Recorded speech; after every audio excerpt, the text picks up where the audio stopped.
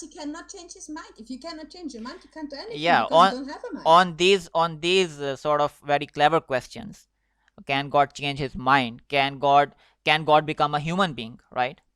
Uh, the answer will always be between yes and no, because both arguments exist, and Muslims have always swayed away from these questions because this dwells into the realm of mysteriousness, and because both answers exist. Can God become a human being? Can God change his mind?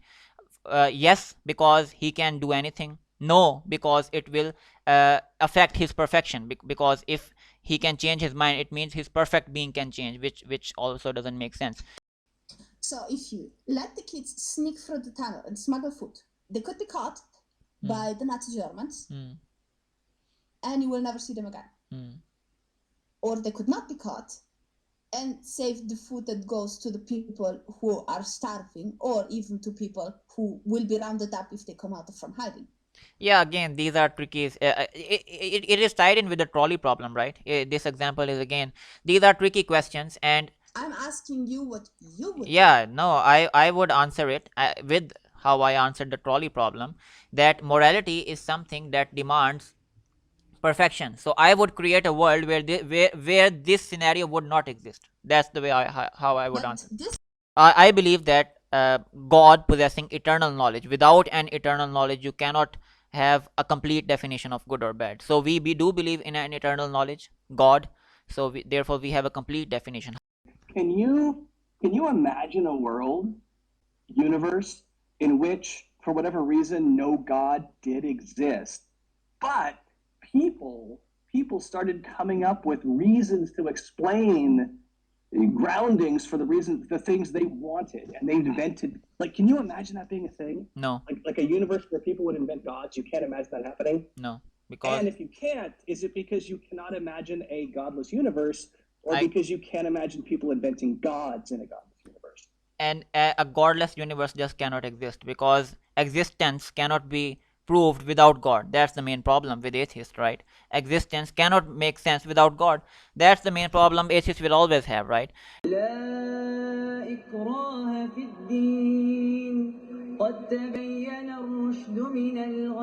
Actually, our discussion was about, does morality exist? We were discussing, does morality exist, yes or no? So someone got you kicked out. no, so basically he wanted to avoid this. He was of the view that morality should be thought of as an idea in a brain, and then brain can be defined in terms of materialism. So I was just saying that yes, previous thinkers like Marx have discussed this. So he didn't like it. He started thinking as if I am calling him a Marxist. So he didn't like it at all. I didn't obviously mean to call him a Marxist. I was just suggesting that previous thinkers have also thought across those lines, or accepted with those lines, right?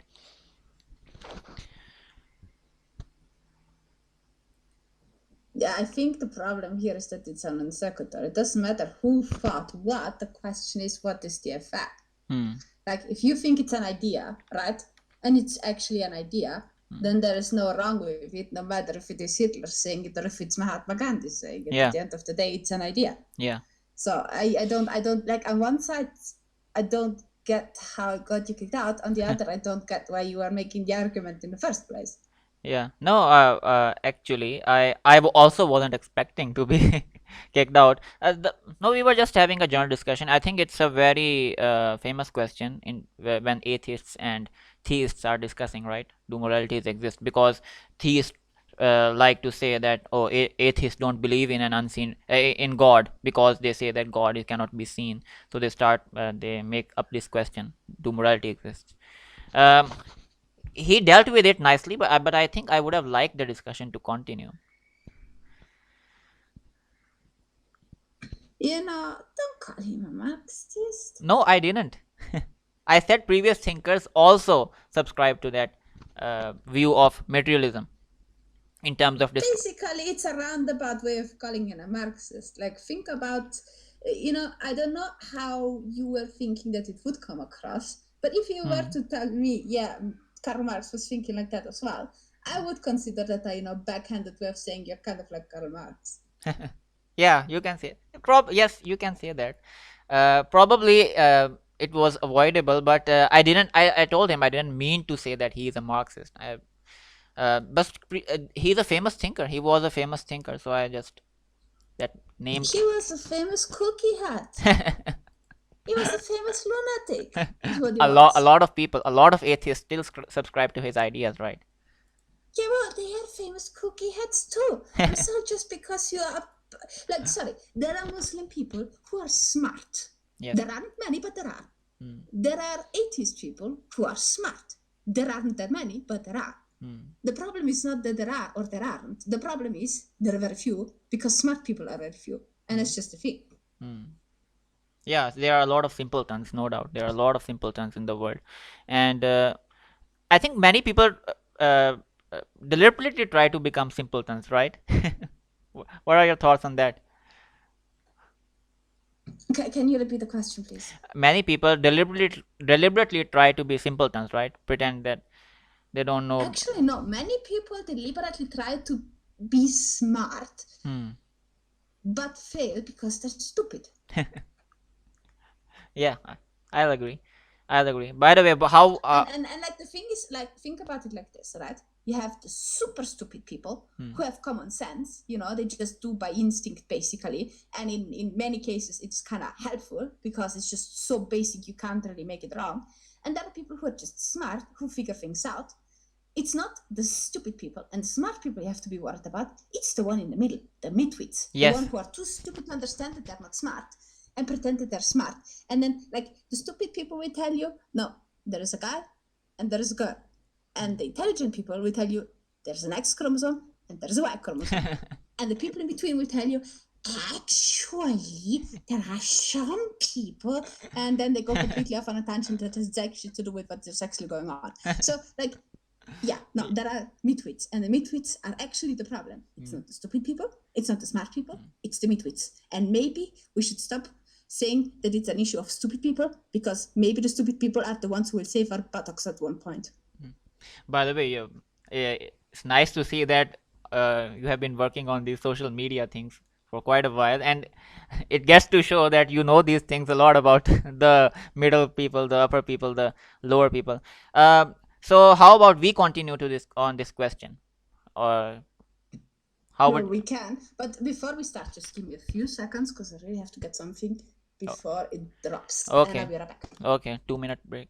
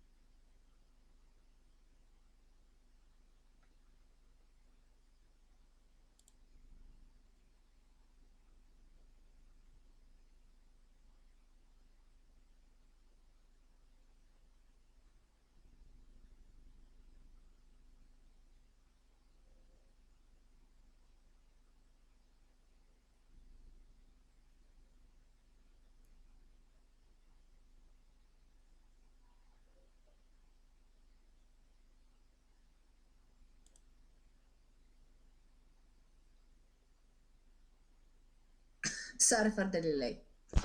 No problem. So I was just saying, how about we continue on this discussion? Okay. Does morality exist? Well, how will you answer this? Well, what is morality? Morality is a construct to differentiate between right and wrong, right?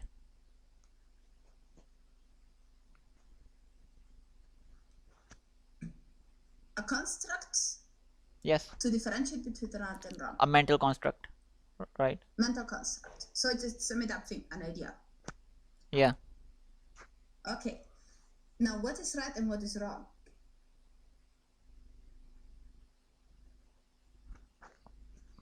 What is right and what is wrong? Oh, that's what morality Because the thing is, morality right, is, right? the ability to differentiate in and of itself By the way, is easy, our discussion, right? You can differentiate between black and white and tall and small, Hmm. but the problem is not so much the differentiation. The problem is what are you differentiating? Yeah. By the way, our discussion started off just like this. Uh, no, morality can be viewed as a mental construct. Morality can also be viewed as just what truth is and falsehood is, right? So Okay, but now we know. Now you say I'm perfectly fine with your definition. You know, differentiation between the right and the wrong. yeah, Good or bad? yeah. Okay, now what is good and what is bad? Can you define those, please? Because there is no point in saying differentiate between A and B if I don't know what A and B is. Yeah, that's a different discussion. How about we change it into, do morals exist? Well, no. Why don't you just give me an answer, man? Like, you give me the definition, and Yeah. I want to understand. Yeah, the I will. definition. I will give you an answer. I was just suggesting that. I was just thinking across an example, right? Like, let's think of an example. Murder is wrong. This is a moral, right? Do you believe that exists? But is moral bad, or is murder bad, or is murder good? Obviously, it's bad. Now, if you say murder is bad, okay, then that would mean that the moral would be that if you murder, that is bad, because moral is the differentiation between good and bad. So if murder is bad, then by definition, moral would say murder is bad. Right? Yes. That's how your definition works. Yeah. Now, what is bad? What is the definition of bad? Again, atheist and theist will have different Or is it definitions. just murder? Yeah, no, there are two ways to answer this, right? Theists theists have a different definition of good and bad, right? They believe that God is the ultimate authority for because We are not theists or atheists. We are not a group. We are two people. I ask about your personal definition. I believe that God possessing eternal knowledge. Without an eternal knowledge, you cannot have a complete definition of good or bad. So we do believe in an eternal knowledge, God. So therefore we have a complete definition. However, there are also other. Wait. It's slow down. I'm not that fast. Okay. So you believe that people cannot know good and bad. Only God can. I was actually after saying how. No. Is this part? Is this accurate until now? Obviously, now you come with the caveat. But until to this point, is that what you said? I said that. Just making sure that I understood you. Yeah. I said God possessing eternal knowledge completes the definition of good, right? Good and bad. Without God, the definition will always be incomplete because there are so many circumstances to everything, right? So our mind will always come up short on morality, right? So we will never have a proper definition of good and bad. We do not have a definition. Ultimate, yes. We will never have an. Okay, so there is no definition of good and bad. Okay. No, there is. I just said that in terms of. No. You said that God has the definition. We don't, so therefore there is no definition for us. Yes, but God can also tell us. We do believe in that as well, right? But you believe that. But right now, do you believe that there is an absolute definition? And if yes, which one is it? Absolute definition, but God knows. That's what theists believe, right? You say God knows, right? Yeah. But do you have the definition? Obviously, our mind is not complete, right? And okay, so no. Let us pin it down. Okay. Yeah. The question is, do we humans have a definition for good and bad? Not God, not anyone, us. Do we have a definition for good and bad? Yes. Yes. Okay.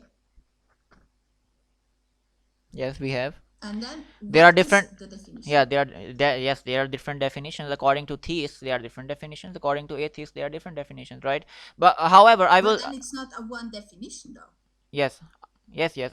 Obviously, but we have a grounding principle. We can defend the concept of objective morality. Obviously, our morality will come up short because atheists will always target the theist by saying that or the theist can never understand what God is trying to suggest completely, because we have not our minds are not as good as God's, right? So I get that argument. All of us will always No.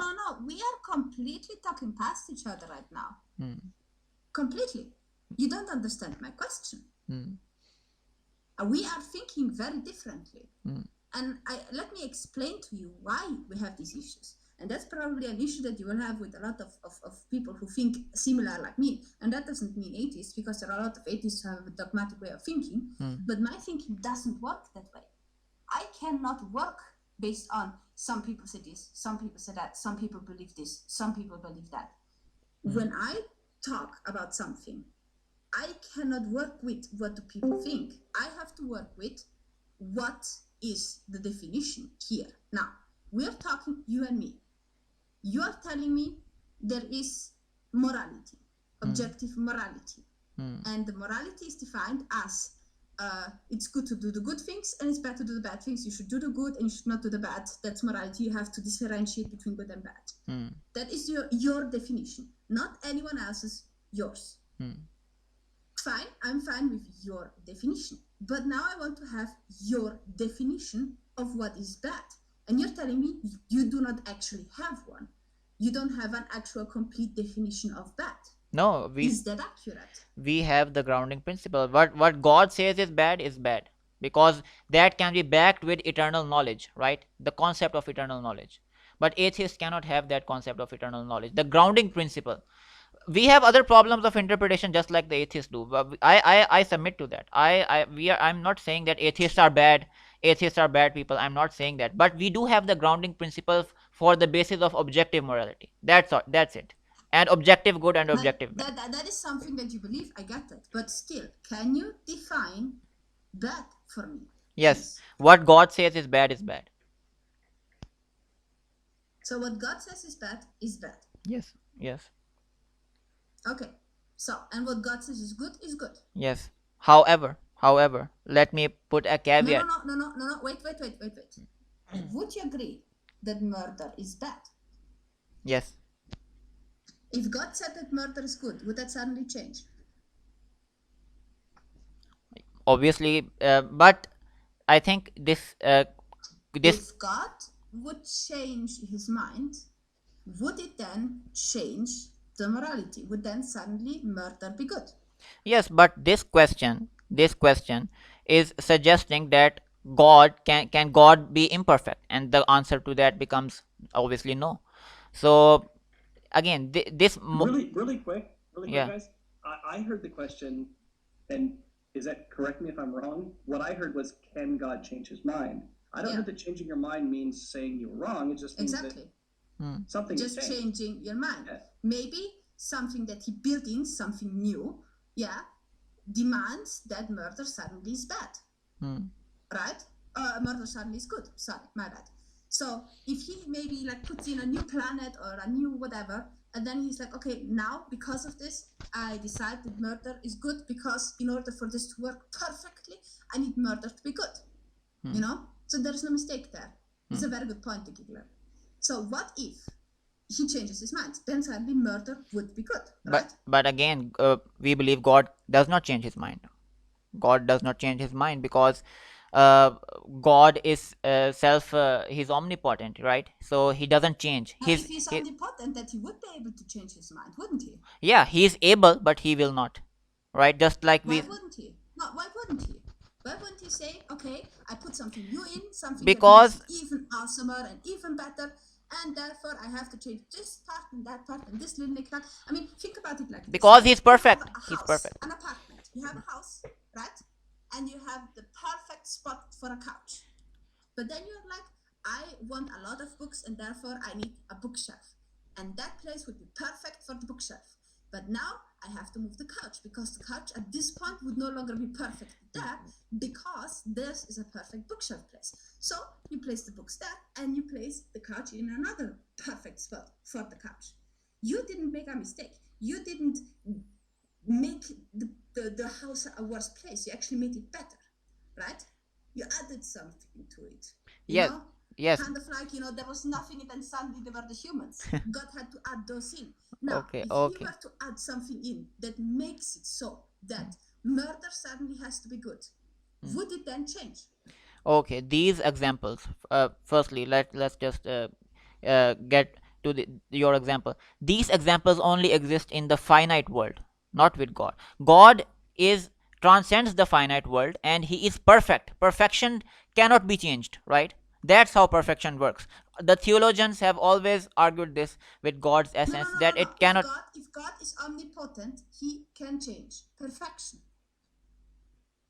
He can change? No, his essence cannot change. He can change So the. he's not omnipotent then. No, how? The question. The If I question. may, Yeah, the question of is he able to, or will he do it, are two different questions.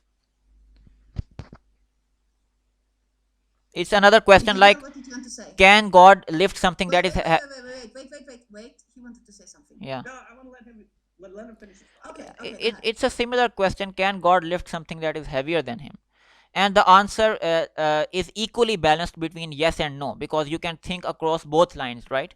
So we Muslims always also have this concept, right? Both yes and no exist. So we don't answer these questions. We say bila kaif. We don't know. God knows best about these questions, right? However, uh, my simple question to start off was about morality being objective. The example you gave, that can God allow murder to happen? Well, again, we would suggest that God has also given us morality inside our heart, right? We believe in the fitrah, right? The natural predisposition that God has given us. So obviously, it's another way of saying that, do we believe in God's existence based upon revelation, or do we believe in God's existence? You continuously repeat stuff that you have learned, right?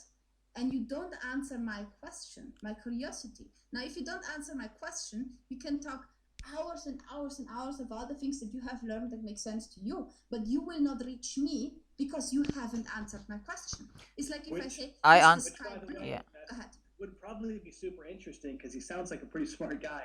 But yeah, it wouldn't be addressing. No, what you're. he's talking about. I We answer. can listen to you talk about a Yeah. lot of stuff, and I would love to. But yeah, I answered your question. saying, Yeah.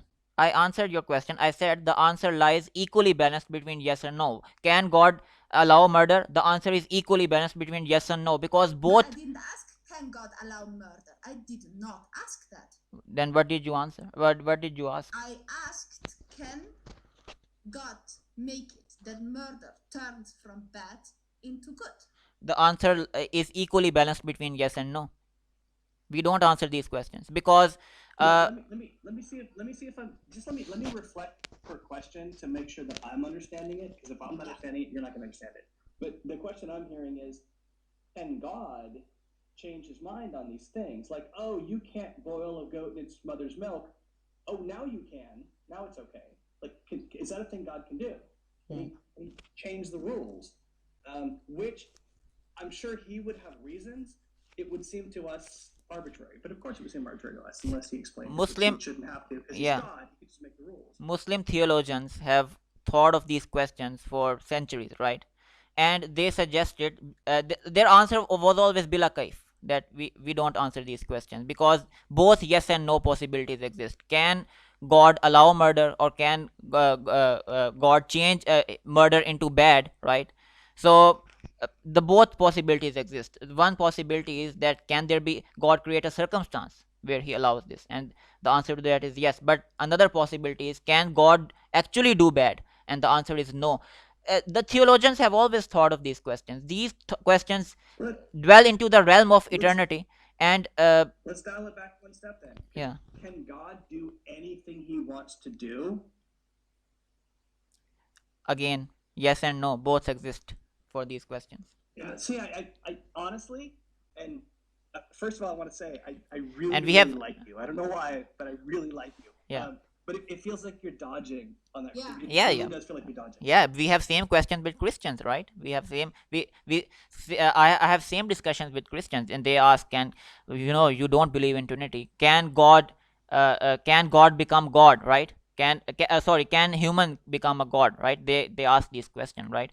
And we say that the question of can he do that, obviously God can do anything. This thing also exists in our theology. It seems to me at least that the atheist has an easier answer of not having to explain why the gods do mysterious things, just going, yeah, that's probably just a thing that humans made up, and given that I don't have a whole lot of tangible evidence of this God's existence anyway, that also reinforces the notion that that's probably a thing humans made up. And from my perspective as an atheist, it feels like a very reasonable conclusion to come to. What's the flaw in my thinking? What am I doing wrong? Yeah, obviously there's a big problem, because not all the atheists agree on the same things when it comes to morality, right? That's the main problem. But You can go not to what he's pointing out. you- He has an idea. That's exactly what I would expect from. I would never expect every human to agree on everything. Exactly. Actually, you know what? Then how can you? Hang on. I've heard humans say that God puts His law in everyone's heart, and they have no excuse. They point to Romans 1:20. I don't want to accuse you of doing that. Agree. I will say there are Christians who, to those Christians, the very fact that I disagree with them should disprove their ideas. But I don't know if that's what you believe, so I don't put that on you. No, we do agree with that. We do agree that God has instilled morality inside our hearts, even atheists, right? Well, We do believe that. But then why do we disagree? Because when we grow older, we have different circumstances which cloud our morality, right? That's what we believe. It clouds our hearts, all the circumstances, the bad people surrounding us, so we cannot differentiate between bad and good. Our concept is that obviously our interpretation is not perfect of God, so therefore we cannot get that objective morality which God has ascribed. However, we can defend objective morality in terms of it having a grounding principle, which atheists can never do. They only have social consensus and social. Islamic. Yeah. You don't have kids, do you? Yes, I don't. Yeah, I noticed. No, you see, when we had a kid, because our kid is a super awesome kid, but you have to teach the kid that she shouldn't just pull out the fur of the cat. Yes. She didn't have that in her heart. Yes. By the way, hearing Logic talk about your 6-year-old briefly in a video recently was very cathartic to longtime fans.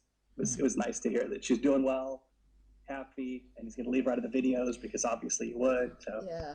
Anyway, I noticed. It was cool. Yeah. No, she's such an adorable kid. By the way, I really like this about you. And okay, I've got 3 boys, so wish me luck. But yeah, no, obviously, no, may God give them good health and everything. Just going back to that thing.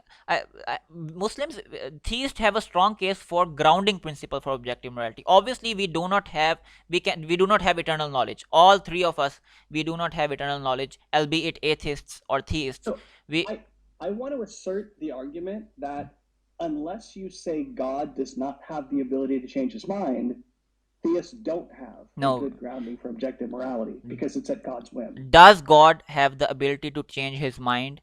The answer is equally balanced between yes and no. Muslim theologians have never. That's that wishy-washy thing you did earlier. Yeah, if it's yes and no, then does it even exist? Does he even exist? How can you be yes and no at the same time? It's just stupid.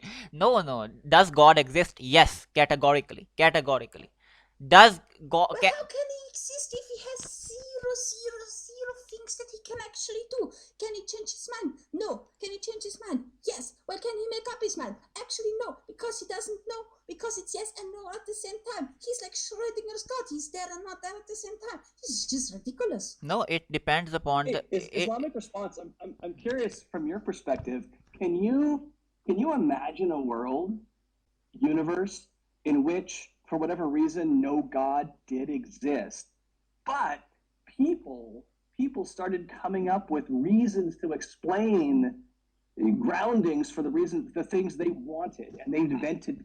Can you imagine that being a thing? No. Like a universe where people would invent gods. You can't imagine that happening. No, because. And if you can't, is it because you cannot imagine a godless universe, or because you can't imagine people inventing gods in a godless universe?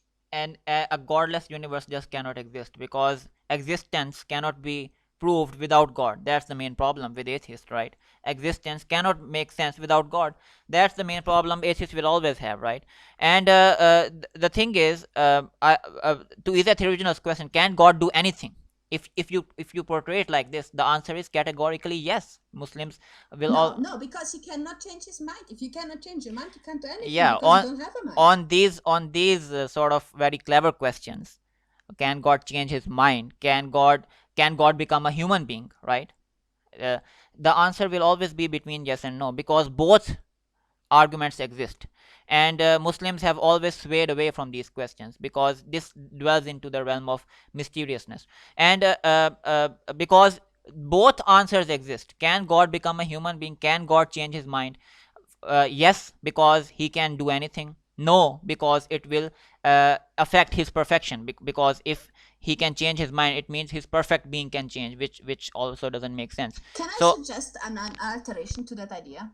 yeah. What if the answer is yes, he can, but he won't? Like, why wouldn't that be a thing? Why Yeah. can't he just do it and be like, yeah, I can, but Yes. I really don't want to. Yes, Like, this honestly, that's where I would have gone too. Like, if I were defining a god, I would be like, oh, he totally could, but he's not going to. yes, because, that's you know, yes. I could decide to tell you 2 + 2 is 5. I'm just not going to, but I could. Yeah. It's not going to happen. It doesn't make any sense. Yeah, I can lie. I can obviously lie, but I won't. Yes, that's a good way of Isethoriginal. That's a good way of putting it. However, in the realm of philosophy, you have to be a lot more nuanced, right? So that's why they will always, just like that famous, the train example, right? Yeah, ever heard of that? That train example, pressing the lever and the train example. You thinking of the trolley problem? Yeah, the trolley problem. Yes. So I have a very tough real life question. Imagine the following situation. Imagine Nazi Germany has just taken over your town or your city. Okay?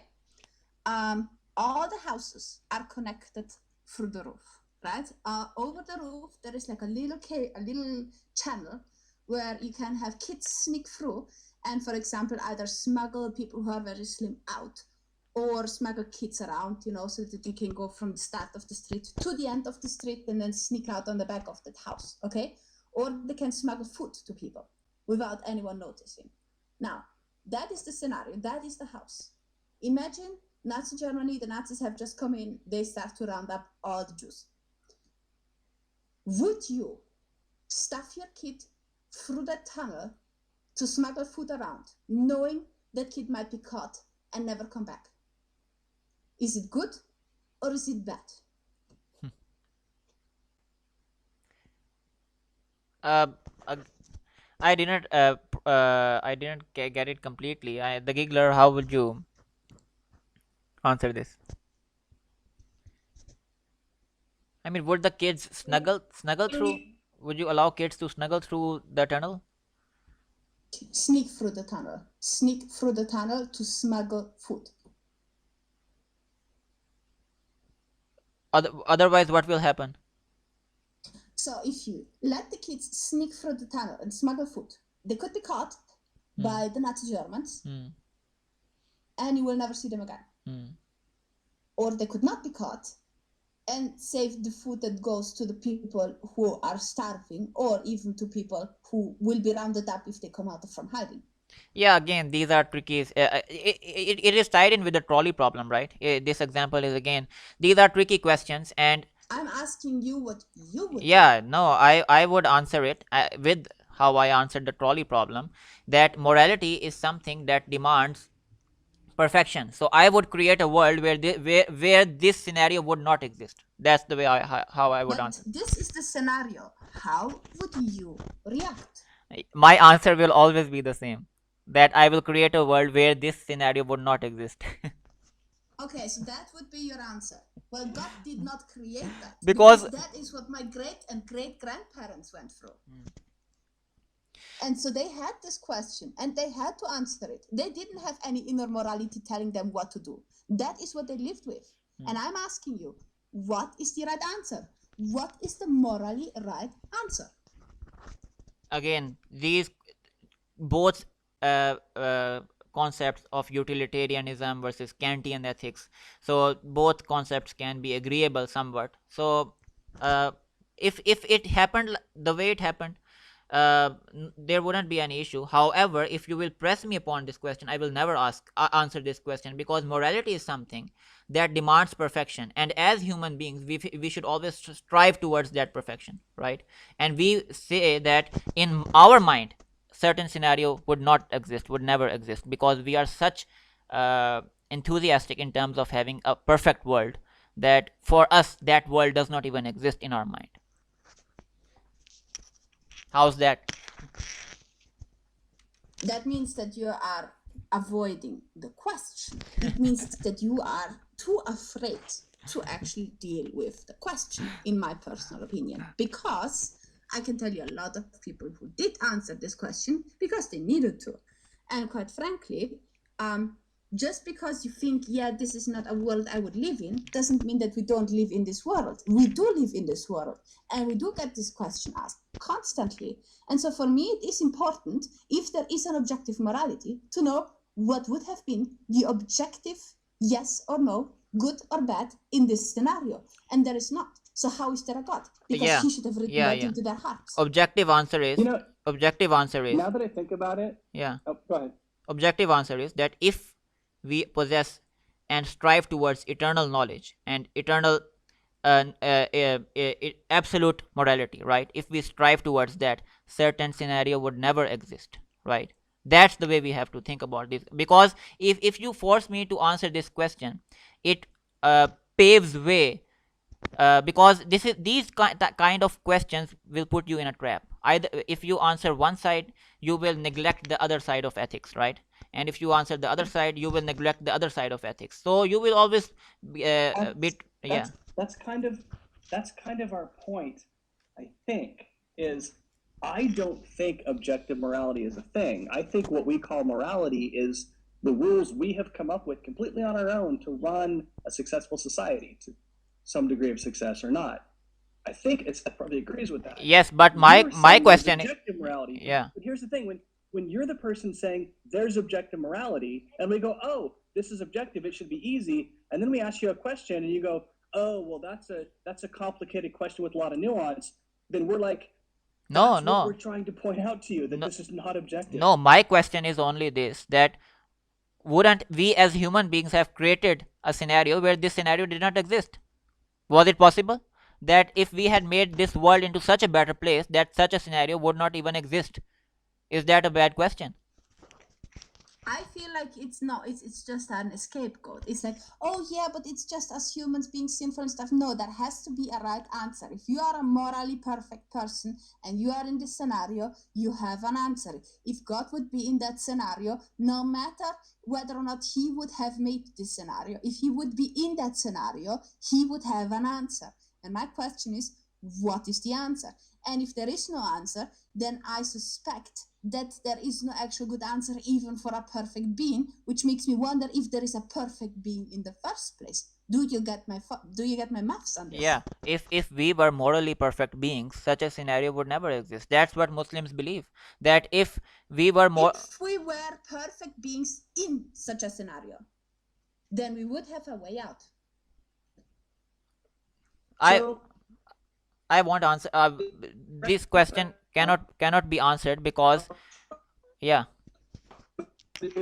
feels like you're trying to avoid the question by saying, well, it's not that God's morality is imperfect. How would you as humans are perfect in understanding what he meant? How would you answer? If we can have an imperfect understanding of what God wants us to do, that's not our fault. It's his. That's making him kind of imperfect, I think. How would you deal with the situation, the trolley problem, right? If you press the lever, 5 people will die. If you won't press the lever, only 1 person will die. How will you solve it? I'm an atheist, and I would probably pray that I would never be involved in that situation. This is horrific. That's my answer. You cheated. You cheated. That was my answer. Well, but that is the point, right? You both cheated. For you both. Okay, is that original? The point is, you wouldn't want. Look. How would you answer? If you were in this situation, you would have to answer, right? So how would my grandparents did have to answer. How would you And answer? What my grandparents did, and what I will always remember, because that's very honorable, is my great-grandmother opened that stupid thing because she smuggled the food off from the German kitchen that they had to cook forcefully for the German army. They had to cook it. She had to cook it. She had to work for the German kitchen. She smuggled out food to feed the entire fucking street. And she let her daughter, my grandmother, sneak through that stupid thing every night to bring food to the people who really needed it. She could have lost her daughter, and she was very aware of it. But she decided it is the right thing to do. Now, is she morally bad because of it? Because she was risking her own daughter. Or was she morally good for it? There is no real answer, because at the end of the day, the one thing that people don't understand is that there is no perfect world, or not all people, but some people. Yeah, I was saying And the so same. I'm asking you again, if there would be a perfect God, A, why do we live like this? And B, why wouldn't he have an answer if he was in this situation? Because since he created this situation, he should fucking well know what the answer is. That's the question. That's a very good question. Why did God create this world anyways, right? That's Now, why did he not have an answer? Why does he not have an answer? If he created this, he should have an answer. So what is yeah. his answer? No, our answer is the So same. I'd like to apologize first of all, because Seth, I missed your scenario the first time through because my kids distracted me, but now I have a good understanding. And I was going to say about the trolley problem that if I were the person by the lever in the trolley problem, what I would probably do would be to not have enough time to really think through a decision, and I would just react. And then, regardless of what decision I chose to, well, not chose, whatever the reaction I had was, I'd probably spend the rest of my life feeling guilty about it. Yeah. That's probably what would happen. Basically, there are three. But given her story, I hate to suggest that her grandmother spent the rest of her life feeling guilty. No, she shouldn't, because there are three elements to ethics, right? Three theories of ethics. Well, if you think across utilitarianism, you think across Kantian ethics, virtue ethics, so all three make sense, right? So I say whatever happened naturally, right? Whatever her grandmother made a decision, or in the trolley problem somebody made a decision, whatever happens, it's not. That's the catch. In her story, it wasn't a trolley rolling down the tracks where somebody had to react immediately. Her story was very much hey, we have all day to decide if we want to do this or not, and put this person at risk for the greater good. That's an entirely different scenario, and a much more interesting one, honestly.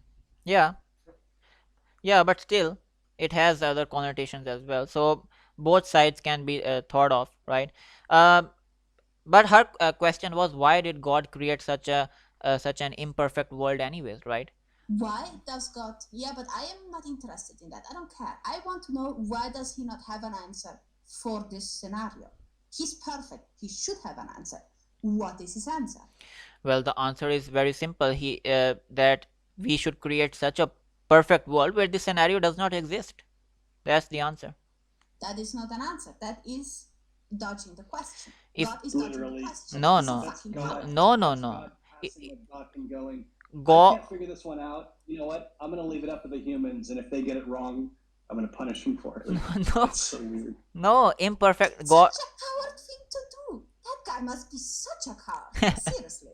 Imperfect scenario. God is saying, don't create imperfect scenarios, right? Don't create imperfect scenarios. That's what Muslims believe. That is what God is trying to suggest. Make your administration so ethically good that such scenarios don't exist. Why does that not make sense in the practical world? Let me give you a much more recent thing. Right now we have all these vaccines, for this COVID-19 thing. Right now, oh my God! Oh yeah. Now let's get that. Now, you could give your kid the vaccine, or you could not give your kid the vaccine, right? Yeah, it's the thing. If do you risk your kid getting sick and dying? Although let's ignore the rate. It's just about the theory, right? Now you could say, okay, I just let my kid not get the virus. Not get the vaccine and potentially get the virus, or I do vaccinate my kid and potentially have side effects of the vaccine. Okay. Now, what if you're a parent and you decide, I want to or want to not give the kid the vaccine. Which one is good and which one is bad? Let's say giving the vaccine is good, and then the kid has side effects, right? Would you feel horrible about it, even though it was a good decision? And if they don't give the vaccine because they're afraid of side effects, and then the kid dies because of, COVID, wouldn't that feel horrible then? Where is the good? Where is the bad? There is no good, there is no bad as far as I'm concerned. So my question is, what is the right answer from this divine God? Before he answers, I love that example because it acknowledges we as human beings are ultimately making decisions on incomplete information, right? I wish I could know what the right thing to do was, and I would do it. I could care less, vax or don't vax. I just want to know which one's better for my kid. But exactly. I can't know that. Yeah. All I can do is do my best to predict the future and make a decision based on that incomplete information, which is really frustrating. Yeah. Yeah. Again, I would just answer that these tricky questions is vaccine good or is vaccine bad. Everybody possesses different knowledge and different. So the parents have the right to decide that if they don't want to, they have their reasons for that, and if they do want to, they have their reasons for that, right? So upon why God is not answering this question, this is I think this is what you're trying to ask, right? If God was in that situation, what would he do? What would be his answer? I don't know, because God has not revealed this to us, right? So obviously we have to use our reasoning. Isn't that a bit of an oversight? Like, if he writes morality into our hearts, shouldn't he put in a note, by the way, vaccinate or don't vaccinate? Just, FYI. God has given us knowledge, right? God has given us reasoning. Not all answers he will just hand over to us on a plate, right? Because and that's what you consider eternally good. Yes. No. Let me tell you one. No. Let me tell you one thing.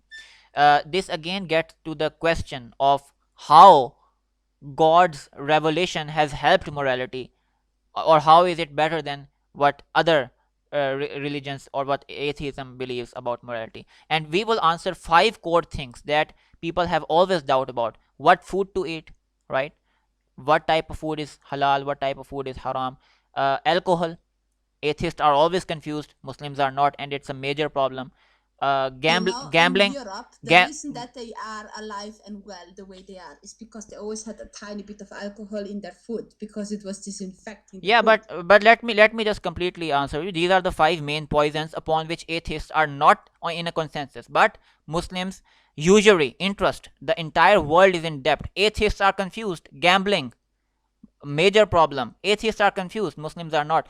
And drugs. Atheists are confused, Muslims are not. So these 5 main problems God tackled very brilliantly. Obviously, God will always hand us on a plate the major issues.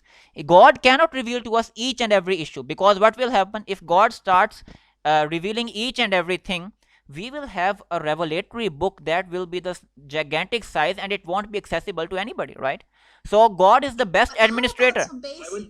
How about some basics? How about a significant amount of money for a copy of that book? Yeah. But it will be impossible. How about some basics? It will be impossible. If you are in the pinch between having your conviction of saving people's lives, like in that one scenario that I just put out from my great grandmother.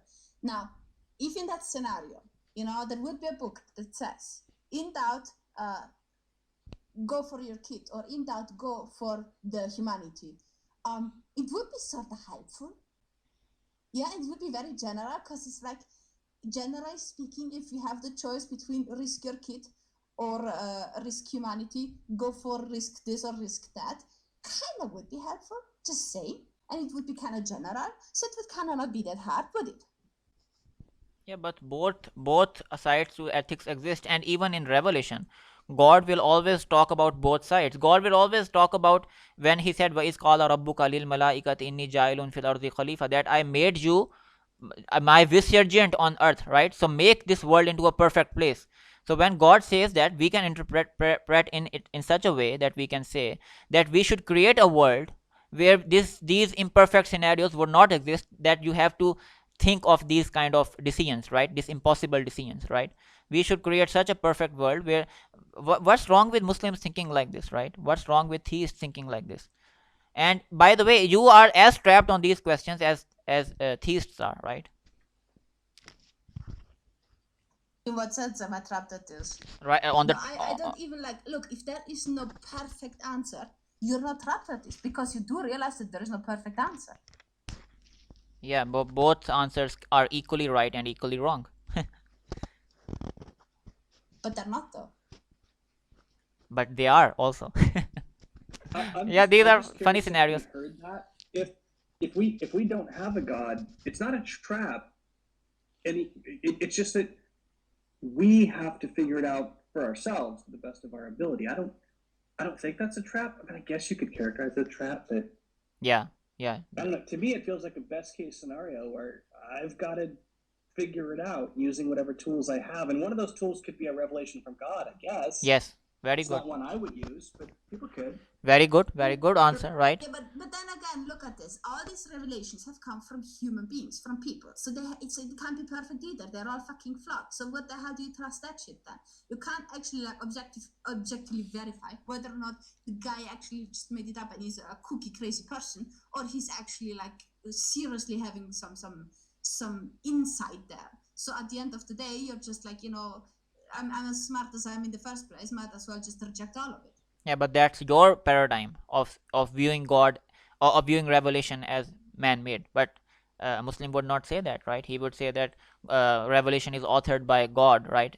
By a perfect. No. I'm not saying that. What I'm saying is all these people with all these revelations, because there are lots of people who came up with lots of revelations and lots of weird type of divine whatever.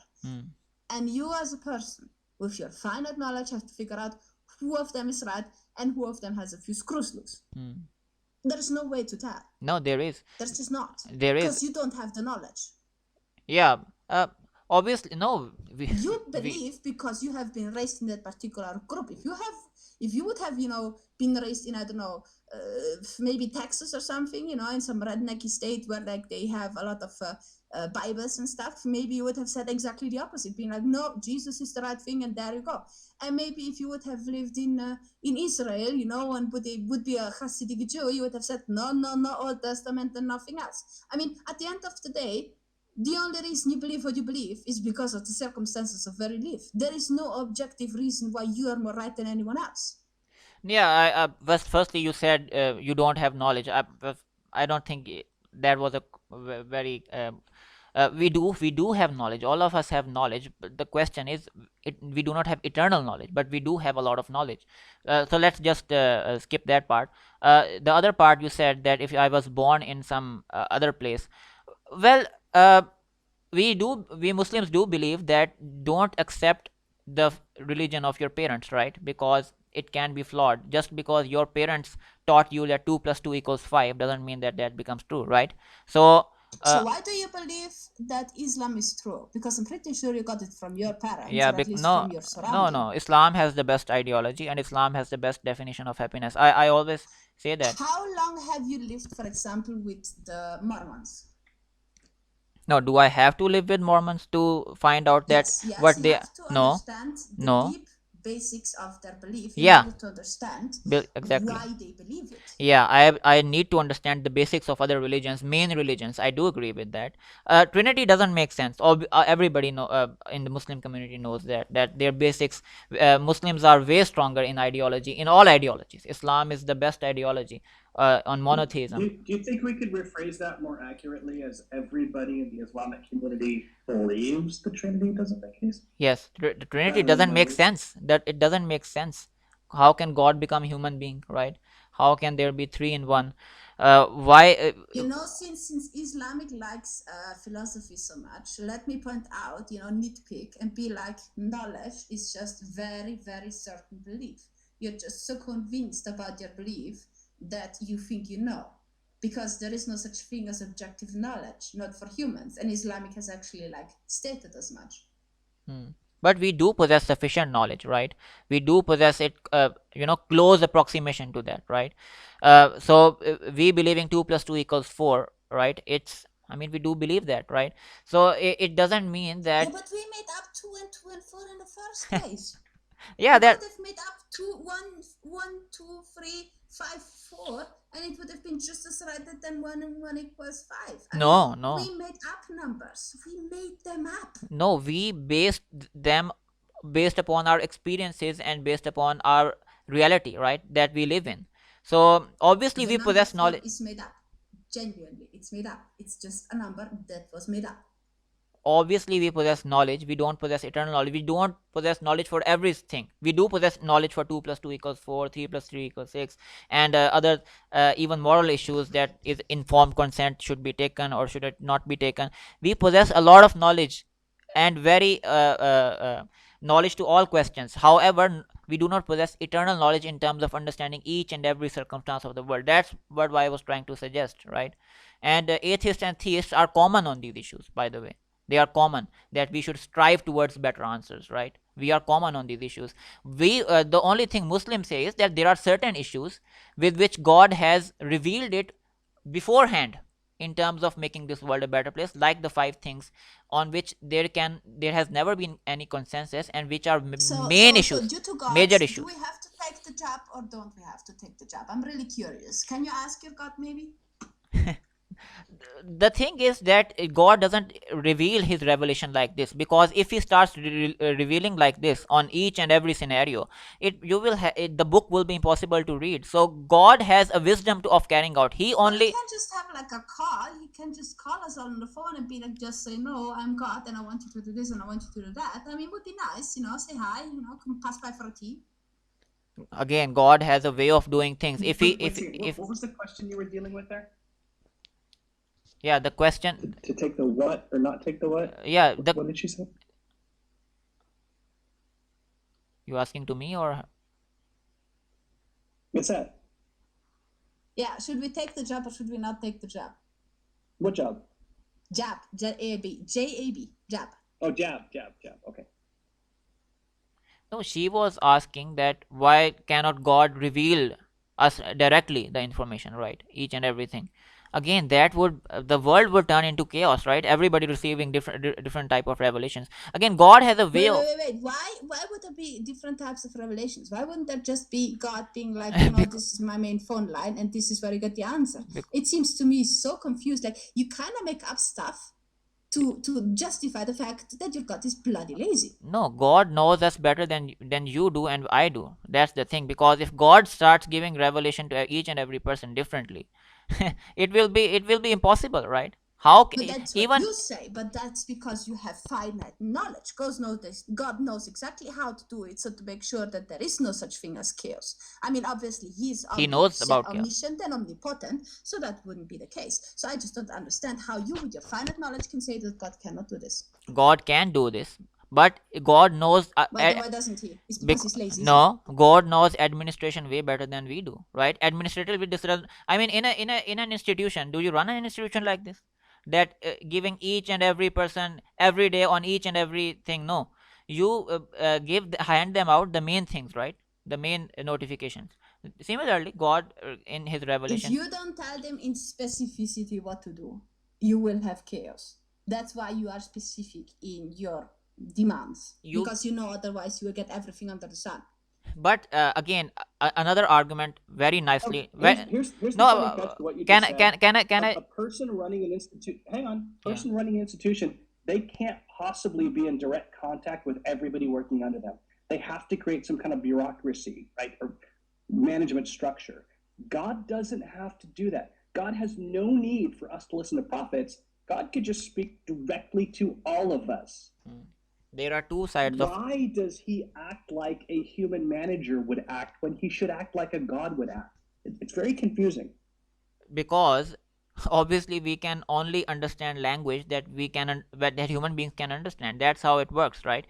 Let me give you another answer to this. But then again, you say, yeah, we can only understand the language we can understand. So how is it that God cannot make us understand something else? I mean, he's God. He's omnipotent.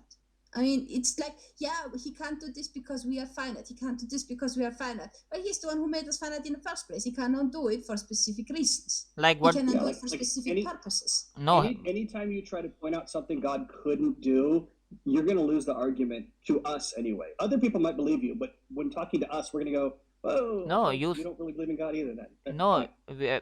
but no, you said, why doesn't he do something else? But we can understand this language, right? The language that in which he has revealed, all of us can understand it, right? Whether it be Bible or the Quran. But then why couldn't he just give us a phone call, or like, in general, just have like a brain call, be like, in our head, and be like, oh yeah, dude, but just by the way, today you should go out and get the job. It's good for you. Yeah, Or be like, I'm on oh hey, Twitter, just they by the put me in way. a group thing, like very little effort. Yeah. We tried it. there are two ways to answer Exactly. it. One is that God has the best knowledge to carry out his works. The other answer is like we experience it, right? That the main institution, the chairman of the institutions, they don't reveal each and they don't give each and wait a minute, they don't give each and every information to their employees, right? That they just hand out the appointment letters, the main notifications, right?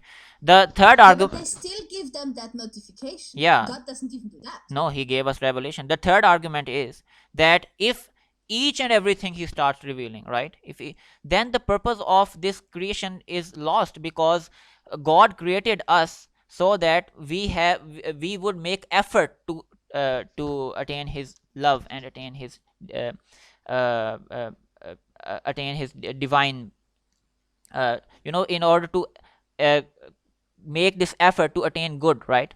So God, That's a very sadistic move by this God.